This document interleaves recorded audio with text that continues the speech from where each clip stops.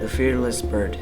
Walking into my room, looking outside, a dark figure was standing, with golden eyes staring into my soul, showing it hatred of evil, jealousy, and fear.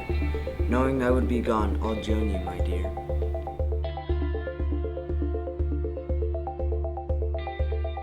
We had been studying poetry, specifically Edgar Allan Poe and his writing of The Raven.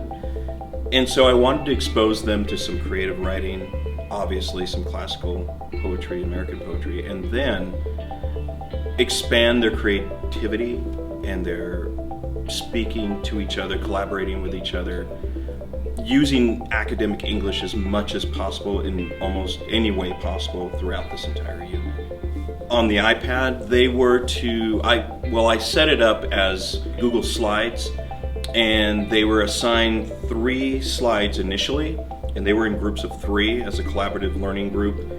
We learned what that was, and then they applied their skills to the slides, and the minimum slides they were supposed to use were 3. Many of them expanded to 5 and 6. So they were consistently working on those slides, looking for pictures of birds. Like Edgar Allan Poe's The Raven, they chose a different bird and then they wrote about that particular bird. They learned about it, the environment, their habitat, what they were like, birds of prey, whatever. And then they used those words to make them into a poem of working together, using English words. They actually would set up times after school to collaborate online using the iPads and IMing, instant messaging them themselves to get the work done. It was pretty exciting and new for many of them. It seemed new to them, so the response was, oh, we've never done this before, but not in a bad way. They were more intrigued about the creativity and the newness of it, to try something in a EL class they've never been exposed to, or may have, but in a different way.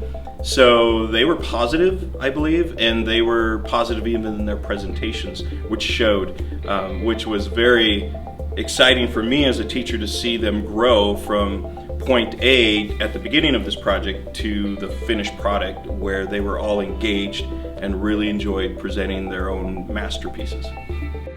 Walking into my room, looking outside, a dark figure standing, a golden eye staring into my soul. Nice. I believe it's just the tip of the iceberg for myself and for the EL students here at our school, where they can investigate and use technology in an academic sense, in a creative sense, probably more than they've ever thought about it. And so I'm hoping to expand their horizons, if you will, of possibilities, taking excuses away, saying they don't have access to technology, but now that they do, now they want to, I want to let them run away with it, if you will, but in a guided sense, and see how far they'll go. So I'm pretty excited to see what the outcomes will be this year.